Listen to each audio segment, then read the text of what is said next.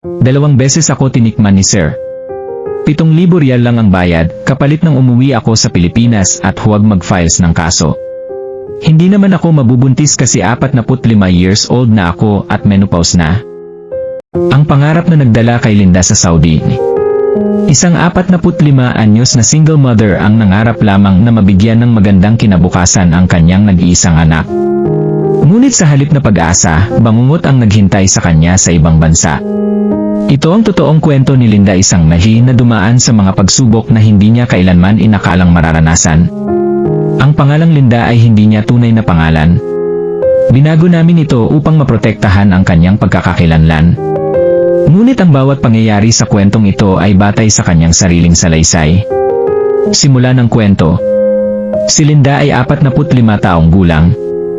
Isa siyang simpleng babae mula sa Pilipinas. Matagal na rin siyang hiwalay sa kanyang asawa. Sa loob ng halos 9 na taon, siya lamang ang tumayong ina at ama ng kanyang nag-iisang anak na babae. Noong panahong iyon, college student na ang kanyang anak. Malaki ang gastusin. May matrikula. May baon. May proyekto. At higit sa lahat, may pangarap. Pangarap na makapagtapos ang kanyang anak. Kaya kahit mahirap, nagdesisyon si Linda na mangibang bansa. Hindi para yumaman, kundi para mabigyan ng mas magandang kinabukasan ang kanyang anak. Habang nagpapaalam siya sa pamilya, hindi niya napigilang maiyak. Hindi madali para sa isang ina ang iwan ang sariling anak. Pero sinabi niya sa kanyang sarili, konting tiis lang. Lahat ng ito ay para sa anak ko. Ilang linggo ang lumipas. Lumipad si Linda papuntang Saudi Arabia. Punong-puno siya ng pag-asa. Sa isip niya, ito na ang simula ng bagong buhay. Pagdating niya sa Saudi, dinala muna siya sa agency sa Dammam. 2 linggo siyang nanatili roon, kasama ang iba pang masin na naghihintay rin ng employer. Araw-araw, umaasa siyang may tatawag sa kanyang pangalan. At isang umaga, dumating na rin ang araw. May employer nang kukuha sa kanya. Masaya siya. Akala niya, nagsisimula na ang katuparan ng kanyang pangarap. Hindi niya alam, nagsisimula pa lamang pala ang pinakamabigat na kabanata ng kanyang buhay. Pagdating niya sa bahay, napansin niyang malaki ang kanilang tirahan. May asawa ang employer. At mayroon silang 3 maliliit na anak na nag-aaral pa. Magalang namang tinanggap si Linda. Ngunit ilang araw pa lamang, napansin na niya ang tunay na kalakaran sa bahay. Halos wala siyang pahinga. Madaling araw pa lamang, gising na siya.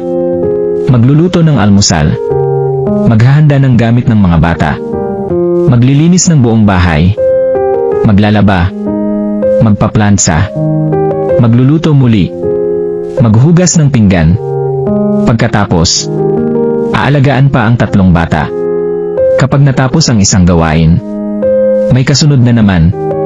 Parang walang katapusan. Minsan, hindi pa siya nakakakain sa tamang oras. Sa sobrang dami ng trabaho, pakiramdam niya, hindi na siya tao, kundi isang makina. Bukod sa mabigat na trabaho, napakahigpit pa ng kanyang madam. Lahat ng ginagawa niya, binabantayan. Kapag may maliit na pagkakamali, napapagalitan agad siya. Minsan, kahit maayos naman ang kanyang trabaho, may masasabi pa rin. Tahimik na lamang si Linda. Hindi siya sumasagot. Ayaw niyang magkaroon ng problema. Iniisip niya ang kanyang anak. Magtiis ka lang, Linda. Paulit-ulit niyang sinasabi iyon sa sarili. Kakaibang kilos ng lalaking employer. Ngunit habang lumilipas ang mga araw, may napapansin siyang kakaiba. Kapag umaalis si Madam, nag-iba ang kilos ng lalaking employer. Kung minsan, pinapahaba nito ang usapan. Kung minsan, pinagmamasdan siya habang nagtatrabaho. Sa una, inisip niyang baka nagkakamali lang siya. Pero habang tumatagal, lalo siyang hindi mapalagay. Pakiramdam niya, may masamang balak ang kanyang employer. Tuwing maririnig niya ang boses ng employer, kinakabahan na siya. Kapag inuutusan siyang maglinis sa isang lugar na sila lang dalawa, Mas bumibilis ang tibok ng kanyang puso. Pinipilit niyang tapusin agad ang trabaho. At lumabas kaagad ng silid. Ayaw niyang mapag-isa. Ngunit hindi niya maiwasan. Dahil yon ang kanyang trabaho. Isang araw, umalis si Madam upang mamili. Ang mga bata naman ay nasa kani-kanilang ginagawa. Habang naglilinis si Linda, napansin niyang lumapit ang lalaking employer.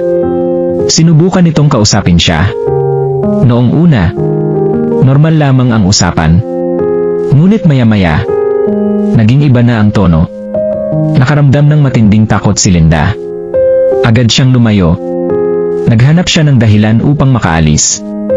Mabuti na lamang, may narinig silang iyak ng isa sa mga bata. Doon siya nakahanap ng pagkakataong makaalis. Mula noon, lalo siyang naging maingat. Araw-araw ay may pangamba. Hindi na siya mapakali. Kahit nagtatrabaho, palagi siyang nakatingin sa paligid. Kapag naririnig niyang pauwi na ang employer, mas lalo siyang kinakabahan. Hindi na siya komportable. Pakiramdam niya, may panganib na unti-unting lumalapit. Pero wala siyang mapagsabihan. Bago lamang siya sa Saudi.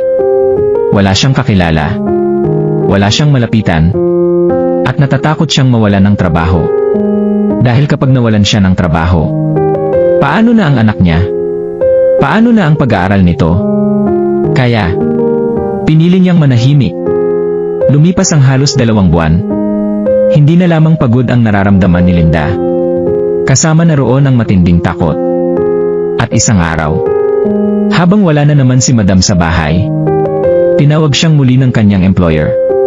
Hindi niya alam na ang araw na yon, ang tuluyang magbabago sa kanyang buhay. Akala ko, tapos na ang bangungot ko nang makaalis ako sa unang employer. Hindi ko alam na ang susunod kong mapupuntahan ang magbabago sa buhay ko habang buhay. Isang bahay na hanggang ngayon ay hindi ko pa rin kayang kalimutan. Pagkatapos ng halos 2 buwang pagtitiis sa una kong employer, nagpasya akong bumalik sa agency. Pagod na ang katawan ko. Pagod na rin ang isip ko. Akala ko kapag nasa agency na ako, magiging maayos na ang lahat. 3 linggo akong nanatili roon. Araw-araw, naghihintay ako ng bagong employer. Umaasa akong sa pagkakataong ito, mapupunta na ako sa pamilyang mababait. Hindi ko alam. May nakahanda na naman palang panibagong pagsubok. Isang umaga, tinawag ang pangalan ko. May bago na raw akong employer. Masaya ako. Nagpasalamat ako sa Diyos. Sabi ko sa sarili ko, sana ito na ang tamang bahay. Kasagsagan noon ng COVID-19. Maraming tao ang nasa bahay lamang. Pagdating ko, napansin kong malaki ang bahay. 2 palapag. Malinis. Tahimik. May 4 na anak ang pamilya. Lahat ay malalaki na. May isa pang Pilipinang kasambahay na matagal nang nagtatrabaho roon. Napangiti ako. Sabi ko, buti na lang may kapwa Pilipino. Hindi ko pa alam na kahit maganda ang bahay, hindi ibig sabihin ay ligtas na rin ako. Sa unang araw pa lamang, ipinaliwanag na agad ni Madam ang lahat ng gawain. Napakarami. Halos walang pahinga. Gigising ako bago pa sumikat ang araw. Maghahanda ng almusal. Maglilinis ng buong bahay. Maglalaba. Magpaplansa. Magluluto. Maglilinis ulit. Hanggang gabi.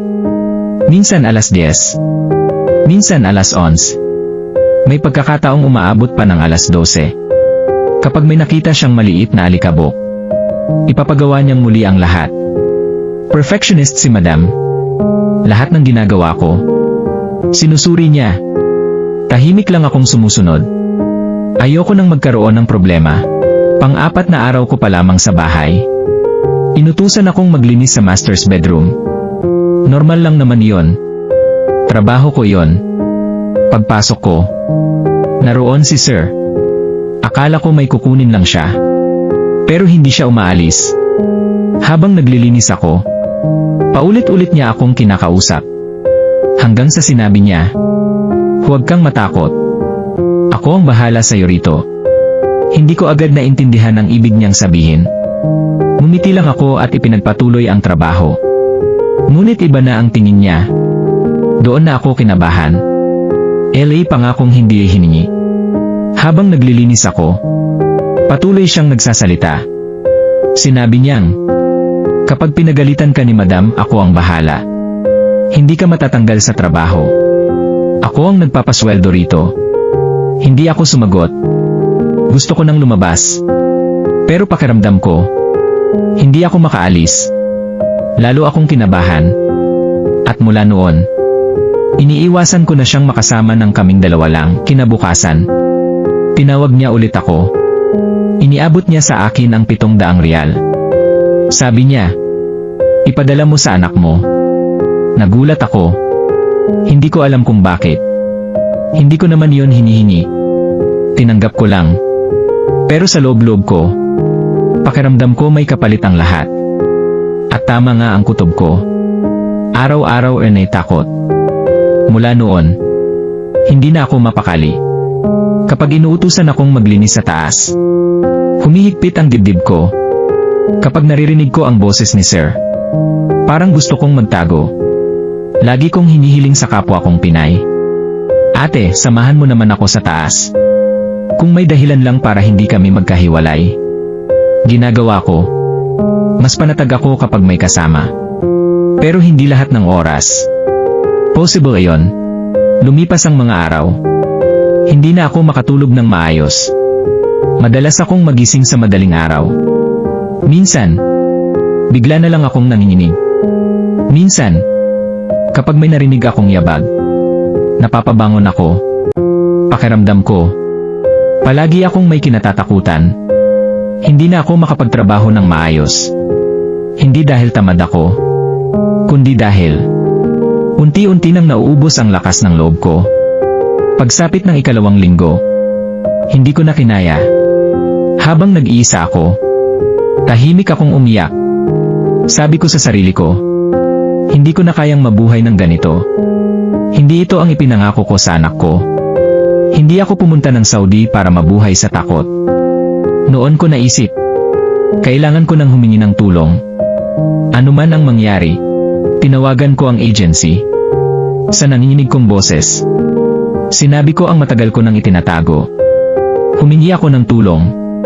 Hindi ko alam kung paniniwalaan nila ako, at hindi ko rin alam kung ano ang magiging reaksyon ng aking employer. "Sir, tama na please. Hindi ako makahinga. Slowly please."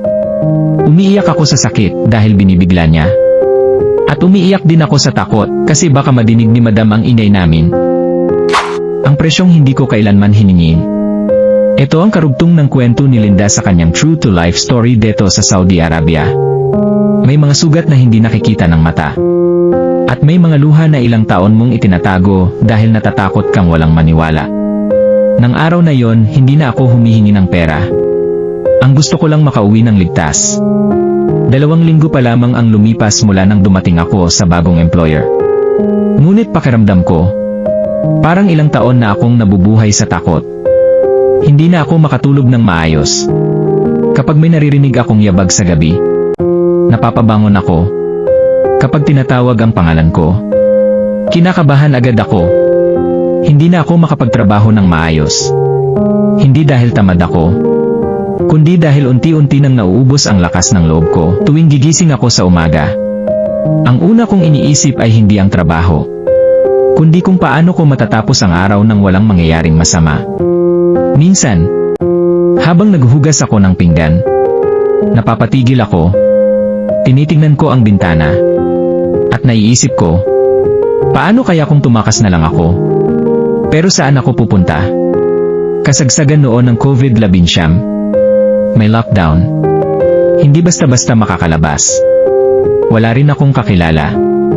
Malayo ang agency. At natatakot akong baka lalo lang akong mapahamak. Kaya pinili kong manatili. Umaasang baka isang araw matapos din ang lahat. Pero hindi nangyari iyon. Habang lumilipas ang mga araw, lalo akong natatakot.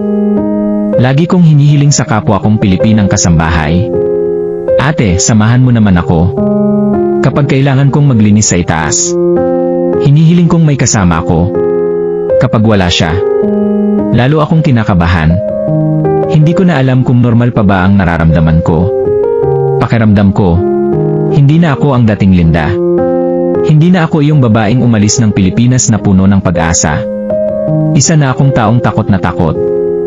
Isang umaga, habang nanginginig ang kamay ko, nagpa siya akong tawagan ng agency. Sa pagkakataong iyon, hindi ko na itinago ang lahat. Mahina akong nagsalita. Halos umiiyak. Sinabi ko ang mga nangyayari. Ginamit ako ni boss. At 2 beses na gin. Yung 700 riyal pala na binigay niya ay kabayaran na yon. Pinilit niya ko at sabi niya, siya ang bahala, sagot niya ko kay madam kung pagagalitan ako. Siya ang bahala para hindi ako mahirapan sa trabaho ko. Sa 2 beses naglinis ako sa room niya, bigla na lang sinara ang pinto at pinatalikod niya lang ako. Sabi ko wag kasi baka madinig kami ni madam. Tinakpan niya lang ng kamay niya ang bibig ko. Umiiyak ako sa takot dahil sa sakit kasi pinilit niya pinapasok ng biglaan at medyo malaki kasi. Umiiyak din ako sa takot na baka mahuli kami. Ayaw ko makulong deto at alam ko bawal yan.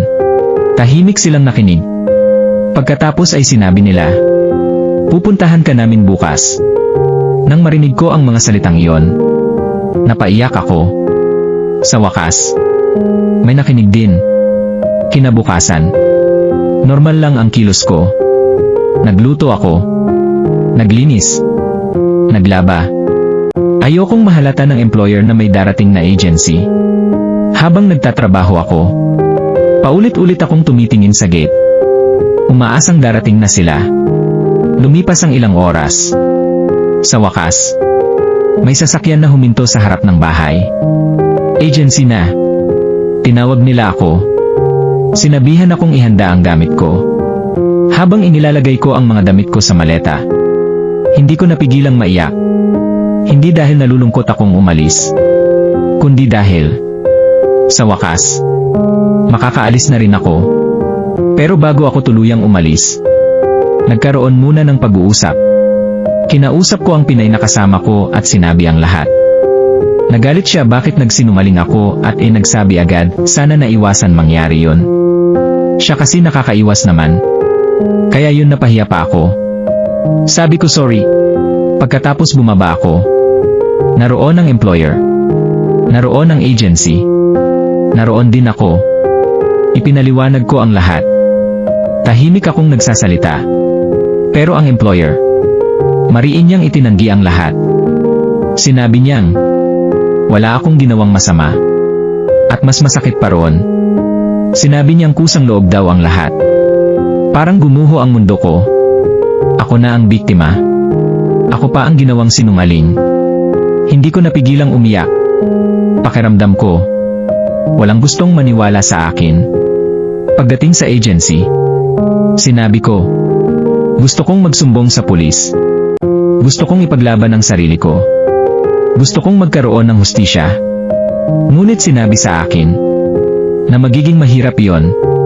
Kailangan ng ebidensya, mahabang proseso, at habang naroon ako, naisip ko ang anak ko.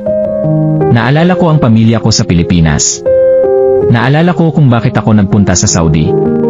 Hindi para makipaglaban sa korte, kundi para magtrabaho. Habang nag-uusap ang agency at employer, umalis muna ang employer. Makalipas ang ilang sandali, bumalik siya. Nag-withdraw siya ng pera. 7,000 riyal. Ibinigay niya ito bilang bahagi ng naging kasunduan sa agency upang maisara ang usapin at makauwi ako.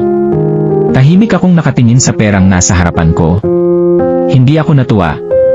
Hindi iyon ang gusto ko. Ang gusto ko ay marinig ang salitang, naniniwala kami sa'yo. Pero hindi ko yun narinig.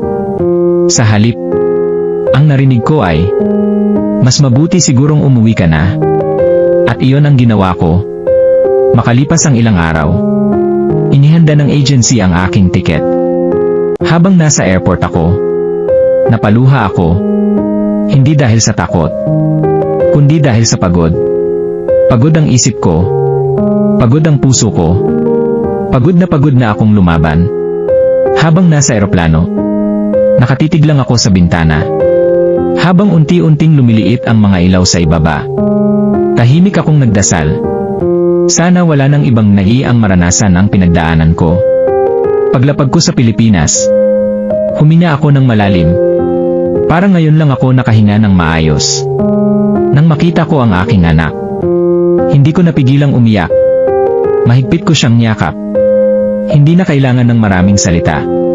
Sapat nang alam naming magkasama na kaming muli. Maraming pangarap ang hindi natupad. Maraming sugat ang iniwan ng karanasang iyon. Ngunit may isang bagay akong ipinagpapasalamat. Nakauwi akong buhay.